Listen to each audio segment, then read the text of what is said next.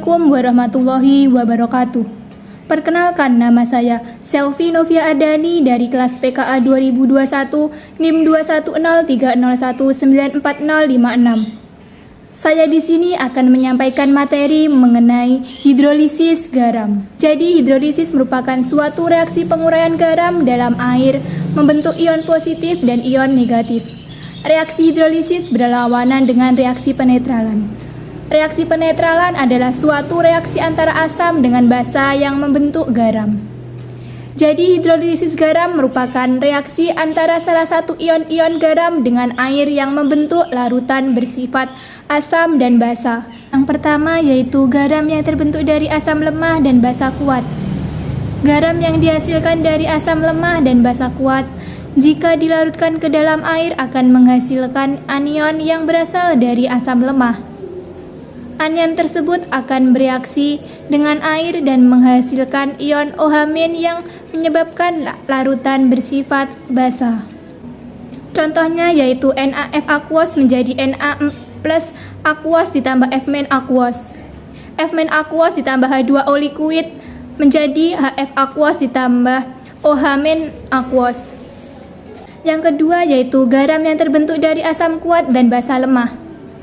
Garam yang dihasilkan dari asam kuat dan basa lemah jika dilarutkan ke dalam air akan menghasilkan kation yang berasal dari basa lemah.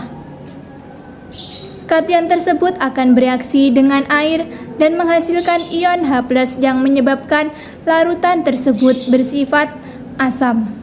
Contohnya yaitu NH4Cl aquos menjadi NH4+ aquos ditambah Cl- aquos. NH4+ aquos ditambah H2O liquid reaksi bolak-balik NH3 aquos ditambah H3O+ aquos. Yang ketiga yaitu garam yang terbentuk dari asam lemah dan basa lemah. Garam yang dihasilkan dari asam lemah dan basa lemah di dalam air akan terionisasi dan kedua ion garam akan bereaksi dengan air. Contohnya yaitu NH4 aquos menjadi NH4+ aquos ditambah F- aquos.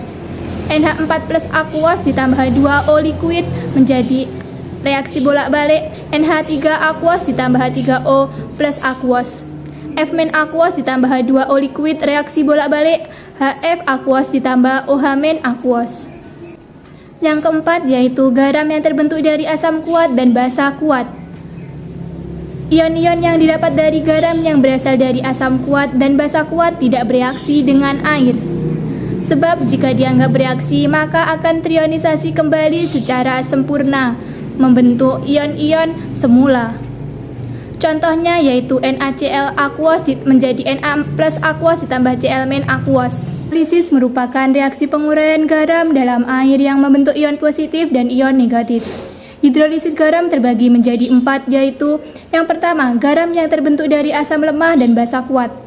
Garam yang dihasilkan dari asam lemah dan basa kuat jika dilarutkan di dalam air akan menghasilkan kation yang berasal dari asam lemah. Sehingga garam yang berasal dari asam lemah dan basa kuat akan terhidrolisis sebagian dan memiliki sifat basa. Yang kedua, garam yang terbentuk dari asam kuat dan basa lemah. Garam yang dihasilkan dari asam kuat dan basa lemah jika dilarutkan di dalam air akan menghasilkan anion yang berasal dari basa lemah. Sehingga garam yang berasal dari asam kuat dan basa lemah akan terhidrolisis sebagian dan memiliki sifat asam. Yang ketiga, garam yang terbentuk dari asam lemah dan basa lemah. Garam yang dihasilkan dari asam lemah dan basa lemah di dalam air akan terionisasi dan kedua ion garam tersebut akan bereaksi dengan air. Sifat larutan ditentukan oleh nilai tetapan kesetimbangan asam dan nilai kesetimbangan basa penyusun garam tersebut. Yang terakhir yaitu garam yang terbentuk dari asam kuat dan basa kuat. Ion-ion yang dihasilkan dari garam yang berasal dari asam kuat dan basa kuat tidak akan bereaksi dengan air. Oleh karena itu, konsentrasi ion H+ dan OH- dalam air tidak terganggu sehingga larutan tersebut memiliki sifat netral.